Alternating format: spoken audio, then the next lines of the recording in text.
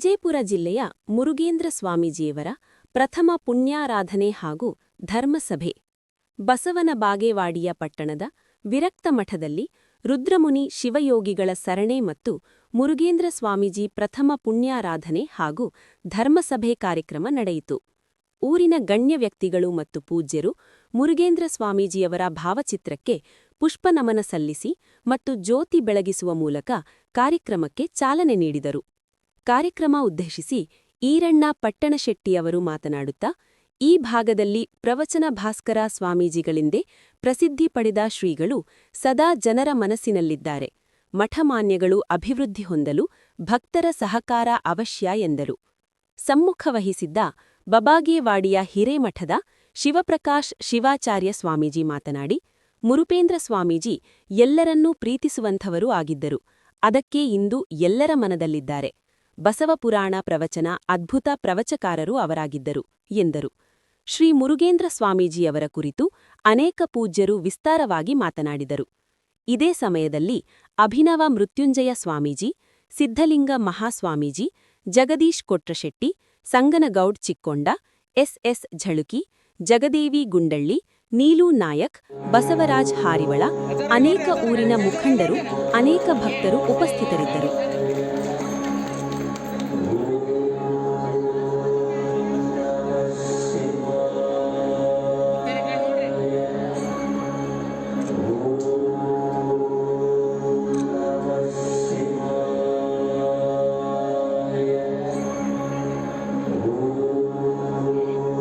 ಗುರು ಬಸವಲಿಂಗಾಯ ನಮಃ.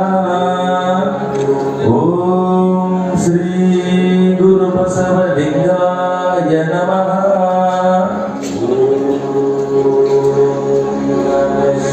ಹಾಗೆ ಜಾಗತಿಕ ಲಿಂಗಾಯತ ಮಹಾಸಭಾ ಇವರು ಸ್ವಾಗತ ವೇದಿಕೆ ವಿನಂತಿಸಿಕೊಳ್ತಾರೆ.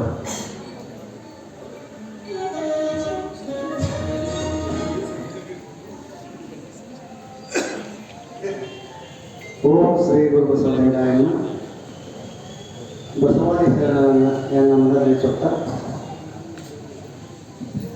ಪರಮ ಪೂಜ್ಯ ಶ್ರೀ ಮಣಿಪ ಬುದ್ಧ ಮಹಾ ಶಿವಲಿಂಗರ ಸಮಸ್ಯೆಗಳು ಇದೇ ಇರುತ್ತೆ. ಬೇಕಾದಂತವ್ರು ಏನ್ರಿ ನಮ್ಗೆ ಒಟ್ಟ ಏನೂ ಇಲ್ಲ ಅಂತಕ್ಕಂಥದ್ದು ಯಾರು ಇಲ್ಲ. ನಿಮ್ಗೊಂದು ಉದಾಹರಣೆ ಹೇಳ್ಬೇಕಂದ್ರ, ದಯಾಣ ಅಂತೇಳಿ ಒಬ್ಬರಿಗೆ ಇಂಗ್ಲೆಂಡಿನ ರಾಣಿ,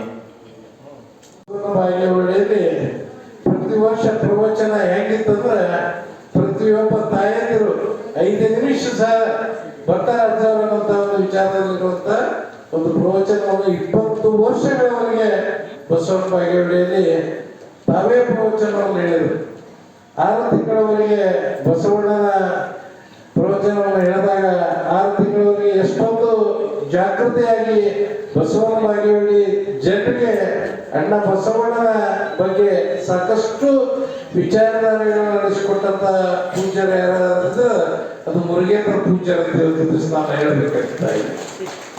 ಆಮೇಲೆ 6 ತಿಂಗಳ ಕಾಲ ಪುರಾಣ ಹೇಳುವಂತಹ ತಾಕತ್ತು ಯಾರಿಗಾದ್ರೂ ಇತ್ತು ಅಂತಂದ್ರೆ ಅದು ಮುರುಗೇಂದ್ರ ಮಹಾಸ್ವಾಮಿಗಳಲ್ಲಿ ಮಾತ್ರ ಅನ್ನೋದನ್ನು ನೀವೆಲ್ಲ ಕೂಡ ಅರ್ಥ ಮಾಡ್ಕೊಳ್ಬೇಕು.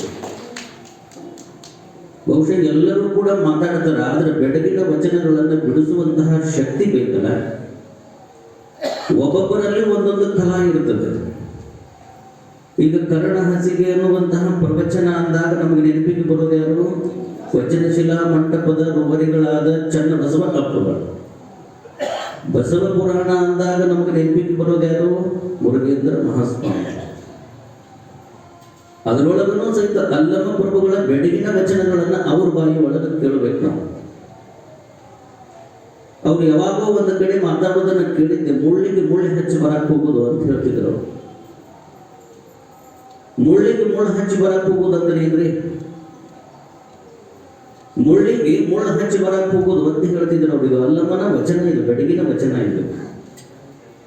ಮತ್ತವ್ರು ಹೇಳ್ತಿದ್ರು, ಬಂದ್ರೆ ಬರಂಗಿಲ್ಲ, ಬರ್ಲಿಕ್ಕಂದ್ರೆ ಬರ್ತಾರ. ಮುಳ್ಳಿಗೆ ಮುಳ್ಳು ಹಚ್ಚಿ ಬರಕ್ ಹೋಗುದು ಅಂತಂದ್ರೆ ಏನು ಅಂತ ನಾವು ಕೇಳಿದಾಗ ಅವ್ರು ಹೇಳ್ತಿದ್ರು, ಈ ಮುಳ್ಳು ಬದನೆಕಾಯಿ ಅಂತ ಬೆಳೀತಿದ್ರು ರೈತರು. ಈ ಮುಳ್ಳು ಬದನೆಕಾಯಿ ಅಂತ ಏನು ಬೆಳೀತಿದ್ರಲ್ಲ ರೈತರು, ಆ ರೈತ ಮುಳ್ಳು ಬದನೆಕಾಯಿ ಹಚ್ಚಿದ್ನಂತ ಇನ್ನೊಬ್ಬರು ಅದನ್ನ ಹರ್ಕೊಂಡು ಹೋಗಬಾರದು ಅಂತ ತಿಳ್ಕೊಂಡು ಅದಕ್ಕೆ ಮುಳ್ಳಿಗೆ ಬೆಲೆ ಹಾಕಕ್ ಹೋಗಿದ್ರಂತ, ಅದಕ್ಕೆ ಮುಳ್ಳಿಗೆ ಮುಳ್ಳು ಹಚ್ಚಿ ಬರಕ್ ಹೋಗ್ಯಾನ ಅಂತ ಅವ್ರು ಹೇಳ್ತಿದ್ರು. ಅವ್ರ ಬಾಯಾಗ ಕೇಳುವುದ ಒಂದು ಅದು ಬಹಳ ಚಂದ. ಲೇ ತಮ್ಮ ಅಂದ್ರೆ ಮುಗಿದು ಹೊತ್ತು. ಇಲ್ಲೇ ಹೋದ ವರ್ಷನೂ ಯಾವಾಗೂ ಒಂದು 3-4-5 ವರ್ಷದ ಹಿಂದೆ ಇಲ್ಲಿ ಶಿವಲಿಂಗ ಅಜ್ಜವ್ರದ್ದು ಒಂದು ಮಠದಾಗ ಕಾರ್ಯಕ್ರಮ ಮಾಡಿದ್ರು. ನಮ್ಮ ಭವನೆಯನ್ನ ದೂರ ಮಾಡೋದಕ್ಕಾಗಿ ಪುಣ್ಯ ಸ್ಮರಣೆಯನ್ನ ಮಾಡುವಂತ ಅವ್ರು ನೆನೆಯುವಂತ. ಈಗ ನಿಮ್ಗೆಲ್ಲರ ಕೈಯಾಗ ಕಾರ್ ಗಾಡಿ ಅದಾವ ಅಂತ ತಿಳ್ಕೊಡ್ರಿ. ಕಾರ್ ಗಾಡಿ ಒಳಗೆ ಹೋಗ್ಬೇಕಾದ್ರೆ ಕಾರ್ ಗಾಡಿ ಡ್ರೈವಿಂಗ್ ಸೀಟ್ ಮುಂದೆ ಕೂತವ್ರು ಗೊತ್ತಾಗತ್ತಿ. ಕಾರ್ ಗಾಡಿ ಮುಂದೆ ಒಂದು ದೊಡ್ಡ ಗ್ಲಾಸ್ ಹಾಕಿರ್ತಾರೆ. ದೊಡ್ಡ ಗ್ಲಾಸ್ ಎದಕ್ಕೆ ಹಾಕ್ಯಾರ? ದೊಡ್ಡ ಗ್ಲಾಸ್ ಮುಂದೆ ರೋಡ್ ನೋಡೋದಕ್ಕೆ ಹಾಕ್ಯಾರ. ನಾ ಮುಂದೆ ದಟ್ಟ ನೋಡೋರಿ ಒಟ್ಟ ಹಿಂದ ಮುಂದೆ ನೋಡೋದಿಲ್ಲ ಅಂತ ಯಾರು ಡ್ರೈವಿಂಗ್ ಮಾಡೋದು ಹೇಳಕ್ಕೆ ಅನ್ನೋದು ನಿಮ್ಗೆ ಕೇಳಕತ್ತೇನೆ. ಯಾರು ಒಟ್ಟ ಮುಂದೆ ರೋಡ್ ಬಿಟ್ರೆ ನಾ ಹಿಂದೆ ನೋಡಂಗಿಲ್ಲ, ಮುಂದೆ ಅಟ್ಟ ನೋಡಂಗಿಲ್ಲ, ಒಟ್ಟು ಮುಂದೆ ಅಟ್ಟ ನೋಡಿಲ್ಲ ಅಂತಂದ್ರೆ ಬರೇ ಮುಂದಿನ ರೋಡ್ ನೋಡ್ಕೊಂತ ಹೊಂಟ್ರೆ ಗಾಡಿ ಯಾವಾಗ ಆಕ್ಸಿಡೆಂಟ್ ಆಗೈತಿ ಹೇಳಕ್ ಆಗೋದಿಲ್ಲ. ಅದಕ್ಕೆ ತಿಳ್ಕೊಂಡು ಸೈಡ್ ಕೊಟ್ಟಿರ್ತಾರ. ಎಡಕರ್ ನೋಡ್ಬೇಕು, ಬಲಕರ್ ನೋಡ್ಬೇಕು. ಎಡಕ್ಕೂ ನೋಡಕ್ ಆಗ್ಲಿಲ್ಲ, ಬಡಕ್ಕೂ ನೋಡಕ್ ಆಗ್ಲಿಲ್ಲ ಅಂದ್ರೆ ನೆಟ್ ನಡು ನಿನ್ ಮುಂದೆ ಒಂದು ಸೆಂಟರ್ಗೆ ಒಂದು ಗ್ಲಾಸ್ ಆಗಿರ್ತಾರ. ವಿಚಾರ ಮಾಡ್ಕೊಂಡು ಹೋಗಿದ್ದೀನಿ. ಯಾಕೆ ಹೇಳಕತ್ತೀನಿ ಅಂದ್ರೆ ನಿಮ್ಮ ಗಾಡಿ ರೋಡಿನೊಳಗೆ ಬಹಳ ಚಂದ ಹೋಗ್ಬೇಕಾಗಿತ್ತು ಅಂದ್ರೆ ದೊಡ್ಡ ಗ್ಲಾಸ್ನಾಗ ಬರೀ ಮುಂದಿನ ಅಟ್ಟ ನೋಡ್ಕೊಂತ ಹೊಂಟ್ರೆ ಅದು ಯಾವಾಗ ಹೋಗಿ ಆಕ್ಸಿಡೆಂಟ್ ಆಗ್ತದೆ ಹೇಳಕ್ ಆಗಂಗಿಲ್ಲ. ಆಕ್ಸಿಡೆಂಟ್ ಆಗಬಾರ್ದು ಅಂತಂದ್ರೆ ಎಡಕ್ಕೆ ಯಾವ ಬರಾಕತ್ತಾನ, ಬಲಕ್ಕೆ ಯಾವ ಬರಾಕತ್ತಾನ, ಹಿಂದೆ ಯಾವ ಬರಾಕತ್ತಾನ ಇದನ್ನ ನೋಡ್ಕೊಂಡು ಯಾವ ಹೊಕ್ಕಾನ ಅವ ಮಾತ್ರ ಗುರಿ ಚಂದ ಹೋಗಿ ತಲುಪಕ್ಕೆ ಹೆಂಗ್ ಸಾಧ್ಯ ಐತಲ್ಲ, ಹಂಗ ಜೀವನ ಅನ್ನುವಂತ ಗಾಡಿಯನ್ನು ಹೊಡಿಬೇಕಾದ್ರೆ ಬರೀ ನಾವು ಮುಂದಿನ ಅಟ್ಟ ನೋಡ್ಕೊಂತ ಹೊರಟು ಬಿಟ್ವಿ ಅಂದ್ರೆ ಇದು ಯಾವಾಗ ಒಂದ್ ದಿವಸ ಆಕ್ಸಿಡೆಂಟ್ ಆಗತ್ತೈತೆ.